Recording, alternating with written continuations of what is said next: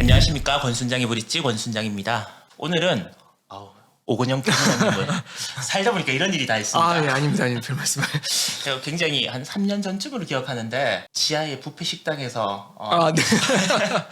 첫 책을 사인 한번 해주십시오라고 해서 인사드린 기억이 나는데 정말 옆에 앉아서 이렇게 대화를 나눌 수 있다니 진짜 영광입니다. 아유, 감사합니다. 아유, 제가 더 영광입니다. 제가 최근에 신간을 네. 내셨고 제가 이제 다 읽고 이렇게 왔는데 벌써 4번째 책이시더라고요. 첫 책 쓸 때는요, 네. 4번째 쓸 거라고 상상도 못했어요. 근데 이제 4번째 책을 또 어떻게 쓰게 되고 또 이게 참 감사한 일인데 범사에 감사해야 되는 게 저는 이렇게 또 부족한 책인데도 또 많은 분들이 또 읽어주셔서 특히 또 읽어주셔서 너무 감사드립니다. 네. 아니 지난번 책 같은 경우에는 네. 거의 올해의 책으로 선정되고 네. 맞죠? 운이 좋아서. 그러면 4권의 책 중에 제일 네. 애착이 가는 책이나 이런 것들이 있으시죠?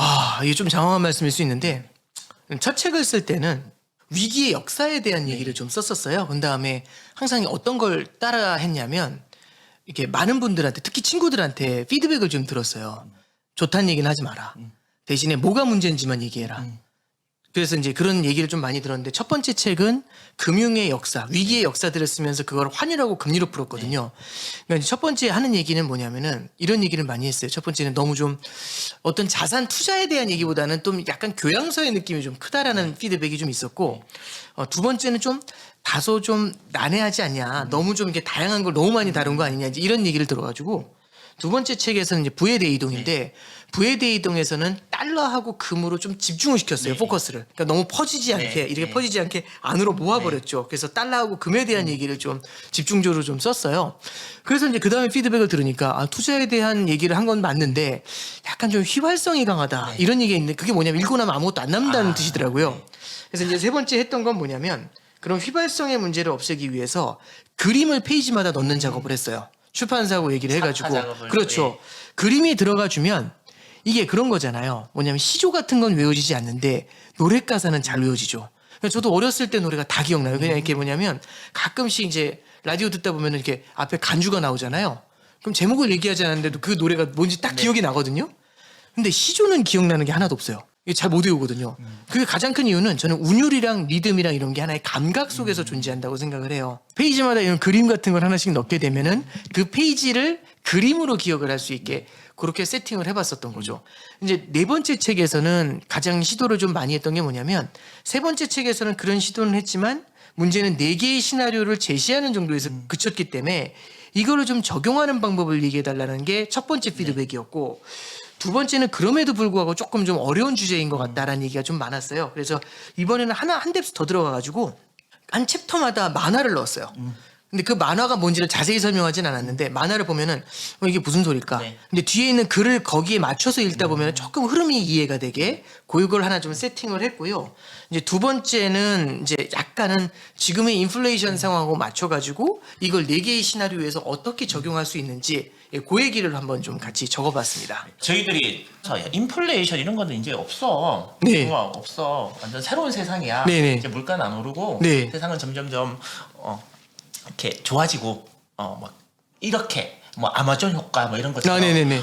이렇게 생각을 했는데 요즘 인플레이션이라는 말이 굉장히 많이 나와요. 네. 그러니까 갑자기 이런 생각이 이게 옛날부터 듣긴 들었는데 이게 좋은 거야 나쁜 거야? 네네.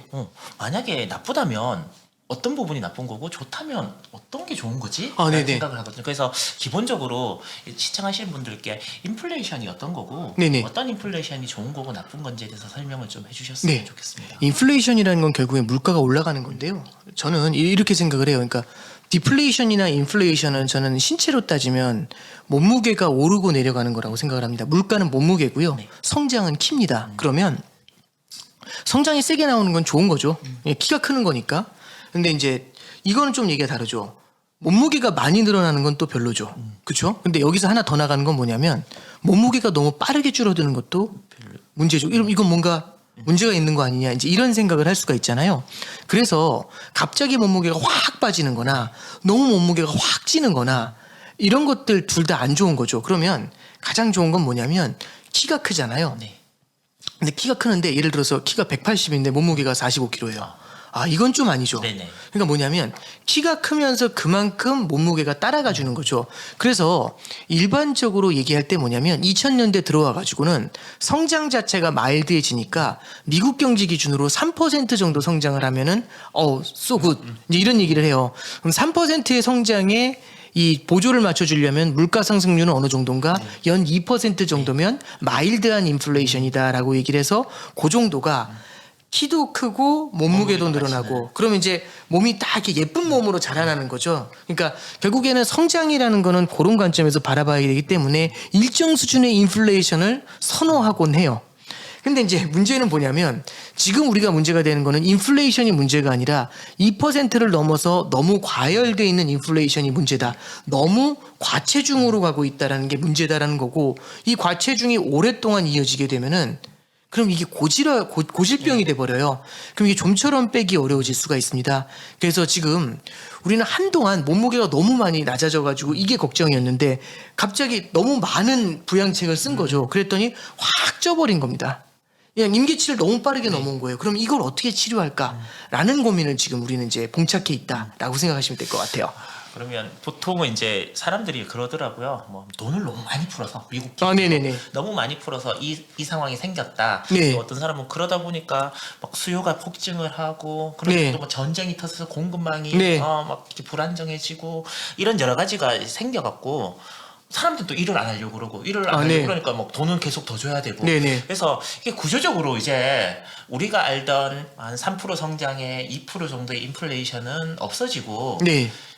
심한 인플레이션, 뭐 네. 하이퍼 인플레이션까지는 네네네. 아니지만 막 5%, 8% 이렇게 인플레이션을 경험하고 앞으로 당분간은 받아들여야 되는 거 아닌가라고 또 걱정하시는 분들이 계시거든요. 저도 그게 제일 무서워요. 성인병 있잖아요. 네. 당뇨병. 당뇨병에 걸리면 당뇨에 걸리기 전과 후가 달라지는 거죠. 당뇨에 걸리기 전하고 후가 달라지는 건 당뇨병은 사실 완치가 없다라고 그러지 않습니까? 물론 제가 이제 의학을 공부한 사람은 아니지만 당뇨라는 게 한번 걸리면은 증상이 완화되는 건 있지만 조금 무리하면은 바로 도지게 되는 거잖아요. 이런 게 하나의 병인 거죠. 그래서 저는 인플레이션이라는 것도 그런 관점에서 볼 필요가 있다고 봐요. 뭐냐면 이 인플레이션이 하나의 고질병처럼 된다는 얘기는 경제에 당뇨병이 걸리는 겁니다.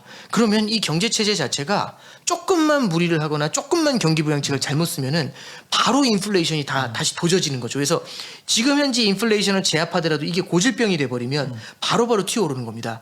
요게 저는 이제 허리병의 비유를 좀 드리는데 허리가 아픈데도 한 2, 3주 병원을 안 가요. 그럼 어르신들이 제일 많이 하는 얘기가 뭐냐면 너 그러다가 고질병 돼. 빨리 병원 가봐. 이 얘기 진짜 많이 하시거든요. 근데 아유 괜찮아요 귀찮고 근데 고질병이 된다는 얘기는 뭐냐면 나중에는 조금만 무리해도 예전하고 달리 바로 허리가 맛이 간다는 거죠. 그러니까 빨리 가서 치료를 받아라라는 얘기지 않습니까? 그래서 저도 이런 말씀을 해주신 거하고 똑같아요. 그럼 그게 고질병이 되면 어떻게 될까요? 고질병이 되면 말씀해 주신 것처럼 어쩌면 인플레이션이 주기적으로 찾아올 수도 있어요. 그러면 인플레이션이 주기적으로 찾아오면 지금처럼 경기 부양하기 어려울 수 있습니다. 경기 부양은 돈을 뿌려주는 거거든요. 근데 물가가 오르는데 어떻게 돈을 뿌려줘요? 그럼 돈의 가치가 확 떨어지면서 물가가 확 치솟게 될 거잖아요. 그래서 이게 고질병이 되는 거를 막는 작업들 이런 것들이 지금 현재 중앙은행이 갖고 있는 가장 큰 미션 이렇게 생각합니다. 그러면 그러니까 연준이 얼마 전까지는 돈을 많이 풀어서 잘한다 이렇게 얘기하다가 네네. 최근에는 연준이 저렇게 해서 네. 과연 앞으로 잘할 수 있을까? 네. 라는 걱정을 굉장히 많이 하고 있더라고요. 네네.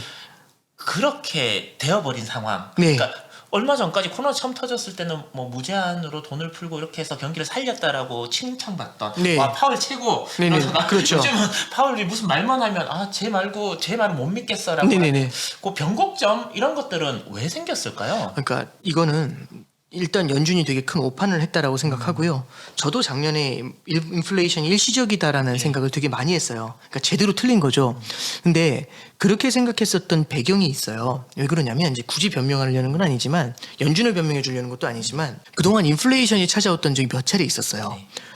그 2000년대 이후에도 금융위기도 있었고요. 그러니까 08년도나 11년도나 15년도나 18년도에는 물가가 현저하게 올라가려는 모습들이 분명히 나타났었어요. 거기에 대해서 연준에서는 선제적으로 인플레이션을 제압하기 위해서 기준금리를 인상하곤 했습니다. 근데 기준금리를 인상하자마자 그리 머지않은 미래에 어떤 일이 벌어지냐면 그 인플레이션이 눈 녹듯 사라져요. 너무 빠르게 사라지는 겁니다. 훅훅 사라져요. 그러니까 오히려 물가가 올라올 것 같아서 기준금리를 인상하면 바로 디플레이션으로 넘어가는 거죠. 바로 냉탕으로 넘어가는 거예요. 아니 이게 뭐지? 이런 느낌을 4차례나 반복하는 겁니다. 그러면서 연준에서 어떤 결론을 내리냐면 이제 구조적으로 좀 변화가 일어났고 그래서 인플레이션이 나타난다는 게 옛날에 비해서 훨씬 어렵고 오히려 우리는 일본식의 디플레이션을 걱정해야 돼 이런 생각들을 하게 된 거예요. 이게 첫 번째 포인트가 됩니다. 그러면 여러 차례 겪어봤잖아요. 이 인플레이션이라는 게 눈 녹듯 사라질 수 있다는 걸 여러 차례 겪어봤잖아요. 그러면 이번에도 마찬가지입니다. 작년에 그렇게 경기 부양책을 썼는데 인플레이션이 올라오려고 해요. 그럼 어떤 생각을 했을까?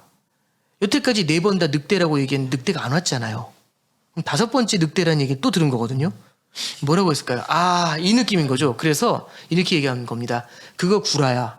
늑대 소년의 양치기 소년의 구라야. 그렇게 얘기한 거는 다름없죠. 그래서 연준에서도 얘기하는 겁니다. 지금의 인플레이션은 일시적인 거라고. 돈을 너무 많이 풀였고 그래서 수요가 폭발을 했는데 공급이 못 따라가서 생겨나는 일시적인 형태의 인플레이션에 불과해라고 얘기를 했었던 거죠. 근데 문제는 여기 있었던 것 같아요. 어쩌면 그때 만약에 인플레이션을 잡으려고 움직였다면 잘 잡았을 수도 있을 것 같아요. 눈 녹듯 사라지게 만들 수 있었을 것 같아요. 그런데 그 병을 키워버린 거죠. 그래서 이게 어떤 거가 똑같냐면 호리병을 낳은 쥐니 그러니까 결국에는 이 램프에서 봉인이 풀린 거잖아요. 봉인이 풀리니까 하나의 단절점을 넘어간 거라고 생각을 해요. 작년 하반기가 되게 중요했던 포인트 같아요. 작년 하반기에 인플레이션이 굉장히 심각하다. 쉽게 꺾이지 않을 것 같다라는 생각을 했는데 연준이 여기서 대응을 너무 느리게 한 거죠.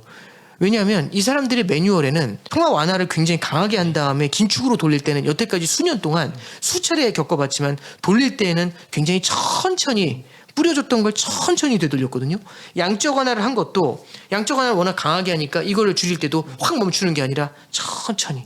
테이퍼링이라는 걸 하죠. 테이퍼링을 하면서 천천히 줄이거든요. 그러니까 이번에도 마찬가지로 했었던 것 같아요. 그래서 얼마 전에 연준에서 반성문 쓸 때 이제 그 비슷한 얘기를 했고 버냉키 의장도 그 얘기를 했습니다. 연준이 실수한 게 맞다.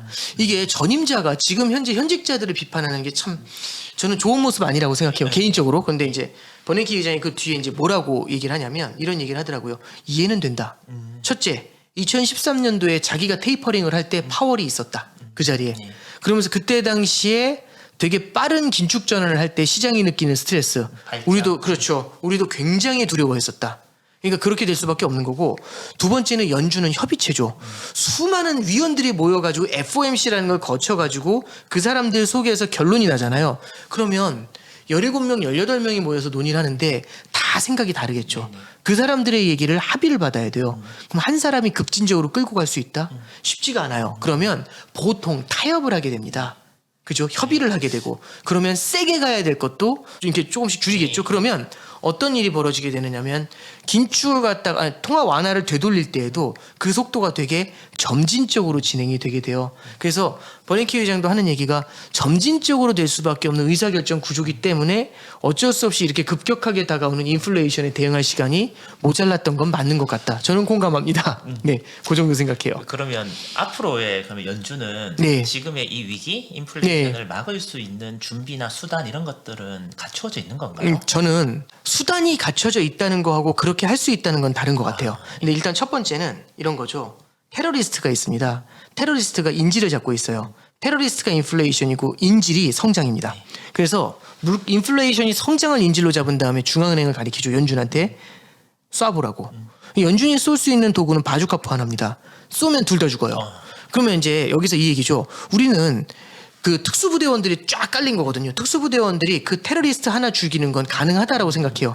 물가 잡을 수 있어요. 근데 여기서 어떤 미션이 있는 거냐면 성장을 안 건드리면서 물가를 잡으래요. 이건 얘기가 다릅니다. 정말 어려운 미션 임파서블이에요. 그럼 이제 이걸 갖다가 해결할 수 있는 수단이 있느냐? 그럼 정교하게 움직여줘야 되거든요. 그래서 연준은 포워드 가이던스라든지 이 포워드 가이던스는 뭐냐면 결국에는 선반영을 시키는 방법 이런 것들도 있고요. 그리고 이제 양적 긴축 같은 거를 병행을 하면서 약간은 좀 어떤 속도 조절 시장의 기대를 갖다가 좀 조절하면서 그런 것들도 가능하다고 생각을 해요. 대표적으로 포워드 가이던스만 좀 말씀을 드리면 이런 것 같아요. 금리를 어느 정도까지 올리면 시장이 무너질까? 금리를 어느 정도까지 올리면 물가만 잡고 시장은 안 무너질까? 이제 이런 것들이 성장은 안 무너질까? 이런 게 걱정인데 그러면 금리를 막 올리다 보니까 성장이 무너져요. 그럼 다시 내려. 그럼 어제는 금리 올렸다, 이번 달에 금리 내렸다 이렇게 되거든요. 바보 같은 행동이죠. 이렇게 하면 진짜 욕 많이 먹어요. 요즘은 그래서 어떻게 하냐면 가스라이팅을 하는 것 같아요. 뭐냐면 마치 금리를 올린 것처럼 느끼게. 그러니까 이런 겁니다. 사형수가 있어요. 사형수한테 얘기하는 거죠. 6개월 후에 사형. 그럼 사형수는 어떨까요? 맨날 울어요. 에브리데이 울어요. 안 죽었는데 왜 울까? 6개월 후에 죽을 거잖아요. 그럼 마치 자기가 6개월 후에 죽은 것처럼 죽었다 치고 그걸 지금 느끼는 거죠. 오히려 6개월 후에는 자포자기 해버리죠. 근데 이제 그 사람한테 얘기하는 겁니다. 종신형이 될 수도 있어. 그럼 어떨까요? 삶에 힘이 날 수가 있겠죠. 그러니까 뭐냐면 저는 실제로 6개월 후에 그 판결을 내면서 죽이고 살리고 이게 아니에요. 죽였다 살릴 수는 없잖아요. 그게 아니라 미리 얘기를 하면서 이 사람을 가스라이팅을 하는 겁니다. 느낌을 받게. 그래서 이렇게 얘기하는 거죠. 0.5 올릴 수 있어. 연말에 3%까지 올릴 수 있어. 그럼 막 우는 거죠. 2.75도 가능할 수 있어. 그럼 분위기가 바뀔 수 있죠. 2.5도 가능할 수 있어. 빙긋 웃죠. 그러다가 너무 빙긋 웃는 것 같으면 아닌가? 그럼 2.75. 이게 왔다 갔다 하면서 직접 올려봤다 내려봤다 하는 게 아니라 올렸다 치고 그 느낌을 계속 재보는 거예요. 그래서 포워드 가이던스라는 건 이쪽을 시장을 가스라이팅을 하면서 시장에 견뎌낼 수 있는 레벨이 어딘지를 계속 간을 보고 있는 것 같아요. 그래서 요즘 많은 분들이 물어보세요. 무슨 연준이 저렇게 말을 자꾸 바꾸냐고. 말을 자꾸 바꾸는 이유는 그 점을 찾는 겁니다. 어느 정도가 균형점인지. 그러면 그 오근영 부부장님께서 생각하시는 네. 연말 네. 즈음에 네. 미국의 금리, 네. 또 우리나라의 금리는 네네. 어차피 이거는 뭐 네네. 연준도 모르고 이제 지금 간을 네네. 보고 있는 네네. 상황이잖아. 어느 정도 선이 될 거라고 생각을 하시는지. 2000년도 얘기를 잠깐 해드리면 2000년도 5월 달에 0.5% 처음으로 금리를 올려요. 그러면서 그때 당시 금리가 6.5까지 올라갔거든요. 0.5로 올리면서. 근데 그때 시장 분위기는 뭐였냐면 인플레이션을 잡기 위해서는 7.5까지 올릴 거다. 몇 번 더 올릴 거예요. 이게 이제 그때 당시 컨센서스였어요. 2000년도 5월의 컨센서스. 근데 사실상 그때의 금리 인상이 마지막이었어요. 오히려 6개월 후에는 금리를 낮췄습니다. 오히려 금리를 내려요. 더 못 올리고 확 잡아낮춰요. 왜 그랬냐면 그때 당시에 이제 자산 가격이 너무 많이 떨어지다 보니까 실물 경기가 빠르게 둔화가 돼요. 사람들이 자산 가격이 올라가다 보니까 소비를 많이 했던 건데 자산 가격이 폭락을 하니까 소비를 안 하거든요. 소비를 안 하니까 성장 둔화가 너무 빠르게 와요. 그러니까 이게 성장이 너무 빠르게 식으니까 물가도 확 식어버리죠. 그래서 오히려 인플레이션도 바로 잡혀요. 그러니까 이제 2001년 들어가지고 금리 인하로 대응했거든요. 그래서 이게 진짜 케이스 바이 케이스가 될 수 있어요. 언제쯤 성장을 한 번 정도는 톡 건드릴 것 같은데 그럼 성장을 톡 건드리는 순간 리세션에 대한 우려가 커지고 경기 침체에 대한 우려가 커질 수 있거든요. 그럼 그때는 인플레이션 걱정할 때는 아니에요. 그럼 디플레이션으로 바로 전환이 될 수 있거든요. 그래서 그런 경우에는 전망이 크게 바뀔 수 있다고 봐요. 다만 이번에 다른 건 뭐냐면 그때와 다른 건 2%의 목표치 대비해가지고 3%나 4%면 어느 정도 높은 거잖아요. 네네. 그 정도면 조금 건드리게 됐을 땐 약간의 두려움이 생기면은 2%까지 금방 내려와요. 근데 지금 8%예요. 내려오는 속도가 오래 걸릴 수 있죠. 그래서 올해 연말에는요 2.5%까지 가게 될 것 같아요. 그걸 넘는 수준까지는 미국이 기준금리를 인상하게 될 것 같고요. 우리나라도 마찬가지로 기준금리 인상의 행보에 동참을 할 겁니다. 다만 중간에 자산 가격이 아주 크게 무너진다. 이런 얘기가 달라질 수는 있겠지만 그렇지 않다면 그 정도 레벨까지 기준금리를 인상하게 될 거라고 생각해요. 그 네. 우리나라가 미국보다 조금 높아야 된다라는 의견에 대해서는 계속 우리나라가 금리가 미국보다 낮으면 낮으면. 한참 낮으면 이때는 문제가 생길 수 있다고 생각해요. 그런데 뭐 예를 들어서 6개월 1년 정도 금리 차가 벌어진다. 2016년도에도 금리가 미국 금리가 더 높았던 적이 네, 있어요. 근데 뭐 크게 문제가 된 적은 없었거든요. 우리나라도 구조적인 무역 흑자국이라서 달러 벌이가 가능하고요. 외환 보유고를 많이 쌓아놨습니다. 그럼 이런 걸 감안했었을 때는 우리나라도 한두 달 정도 뭐 짧은 시간 미국하고 금리가 역전된다고 해서 바로 막 자본이 유출되거나 예, 그런 케이스는 아니에요. 그래서 우리가 그냥 아주 약한 신흥국하고는 조금 차원이 다르죠. 예, 그래서 우리나라도 금리 역전이 됐을 때 바로 자본 유출로 간다? 예, 그렇게 생각하지는 않습니다.